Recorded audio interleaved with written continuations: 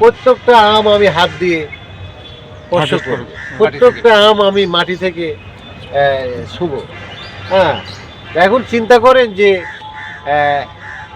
1 বিঘা জমিতে আমি কত পেলাম তখন? 3.5 7 টন বাদ দিলাম, তাই না? তাহলে 3.5 টন ধরলাম। তো 3.5 টনের দাম আপনি বাড়ি 4 আম টাইমলি পার দিলে 100 টাকা কেজি। হ্যাঁ, 100 টাকা কেজি মানে কত হচ্ছে? 4,000 টাকা। 100 ইন্টু 3500, তাহলে কত? 3,50,000 বিঘায় 3,50,000। হ্যাঁ, বা অর্ধেক ফেলে দেওয়ার পর কি, তাহলে ওই 3,50,000 ভিতর 1 লাখ আমি পরিচর্যার জন্য রাখলাম, আর 2.5 লাখ আমি হচ্ছে পকেটে ঢোকাই, তাই না? তো এই 1 লাখ টাকা দিয়ে এই গাছের যদি আমি মনে করি যে এই গাছটাকে আমি, এই পাতাটাকে আমি দুধ দিয়ে গোসল করাবো, পারবো কিনা? হ্যাঁ, তাহলে এটা হচ্ছে মানে কমার্শিয়াল কনসেপ্ট, এটা কমার্শিয়াল। হ্যাঁ, আপনার কমার্শিয়াল কনসেপ্ট কি দেখেন, আপনাকে আমরা বলি যে প্রথমে হচ্ছে অ্যাওয়ারনেস, সচেতনতা, অ্যাওয়ারনেস, তারপরে হচ্ছে আপনার প্রযুক্তি। আগে সচেতনতা কি, যে বাড়িফোর আমে খুব ভালো ফলন দেয়, বাড়িফোর আমের চারা পাওয়া যায় রাজালাক সেন্টারে গেলে, উৎপাদন কলাকৌশল শেখা যায় তালহার কাছে গেলে। এটা হচ্ছে অ্যাওয়ারনেস, আর প্রযুক্তিটা কি? হ্যাঁ, ওর কাছে এসে প্রযুক্তিটা নিবে। আবার চারাটা যে কিনবে, চারাটাও কিন্তু প্রযুক্তি। চারাটা কিনলেন তো চারাটার একটা দাম আছে, এটা প্রযুক্তি কিনতে টাকা লাগে।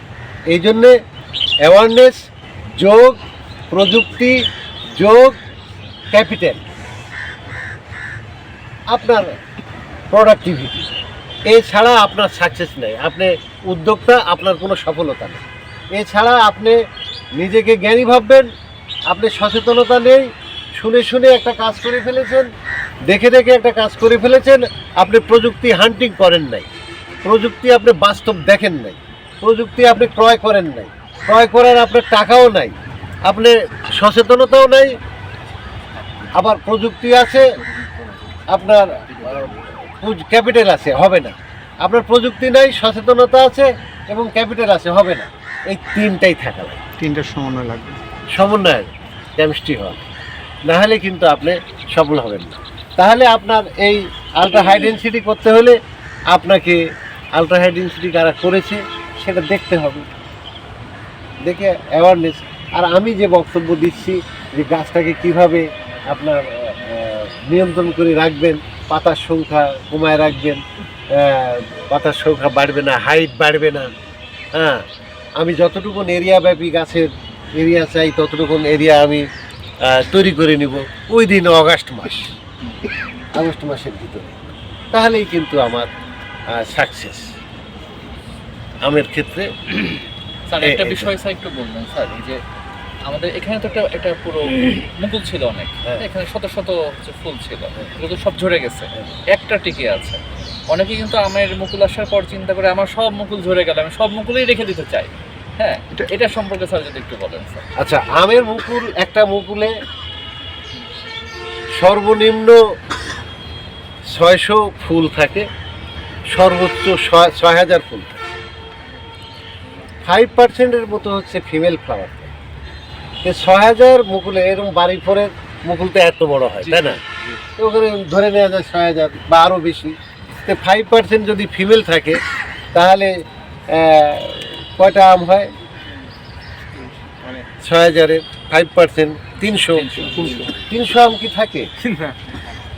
আচ্ছা, মুকুলে যখন প্রথম ফুল ফুটে আর যখন শেষ ফুল ফুটে এর ব্যবধান কমপক্ষে 20 দিন, কমপক্ষে 20 দিন। এই 20 দিনের ভিতর আপনার মুকুলের ভিতরে আপনার অনেকে বলে মুকুলে প্রয়োগ করা যাবে না, কীটনাশক প্রয়োগ করা যাবে না, এটা ভুল। মুকুলেও কীটনাশক, ছত্রাকনাশক প্রয়োগ করা যাবে, কারণ আপনার এই মুকুলটা যখন বেরোয়ছে তারও আগে আপনি স্প্রে করেছেন। এবার কেন আম মুকুলে নেই? এই জন্যে নেই যে মানুষের মাথায় একটা জিনিস কনসেপ্ট স্থায়ী হয়ে আছে যে এই ফ্লাওয়ার বাড ওপেন হচ্ছে, এখন একটা স্প্রে দিব, আবার আমের গুটি যখন মটর দানা হয় তখন একটা স্প্রে দিই। তা আমের গুটি তো মটর দানা হয় নাই, তাহলে স্প্রে দিব কেন? দেয় নাই, কিন্তু শীত মাঝখান থেকে 2 সপ্তাহ 16 দিন 20 দিনের মতো প্রলং হয়েছে। প্রলং হওয়াতে দেখুন এখনো দেখেন আপনি আম নাই বাজারে। কিন্তু অন্যান্য বছর কিন্তু মে মাসের 5-6 তারিখেই অনেক আমের হ্যাঁ। সাইজও ছোট স্যার। হ্যাঁ, চাপাই তো আপনার আম পিছায় গেছে।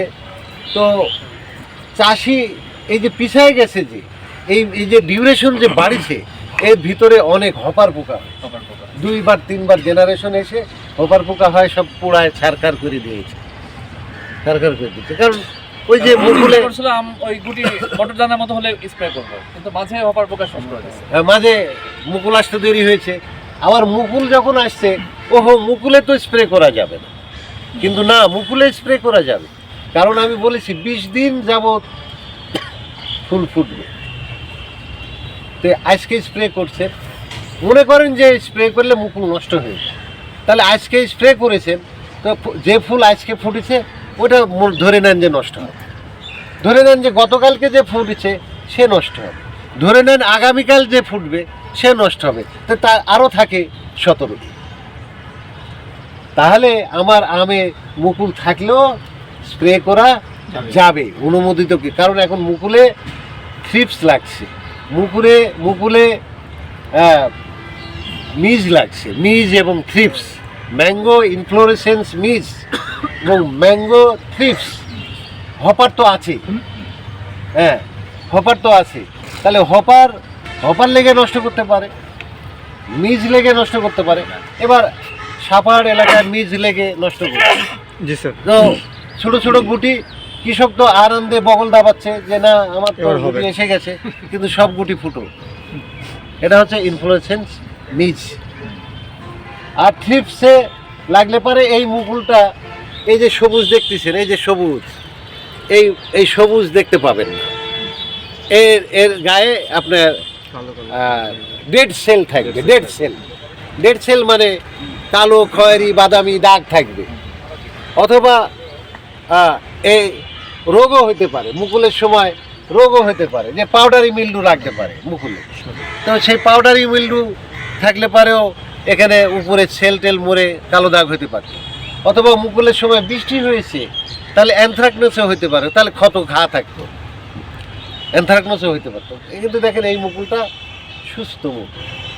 সুস্থ মুকুলে একটাই আম আছে, হয়তো 6000 ফুল ছিল। স্যার আমাদের কাঙ্ক্ষিত আম কয়টা হওয়া উচিত স্যার? তাহলে একটা আমের মুকুল। আপনার একটা আমের মুকুল দেখেন, এখানে একটা 2টা পাতা, 3, 4, 5, 6, 7, 8, 9, 10, 11, 12, 13 এই একটা আমি দিতে যোগ্য।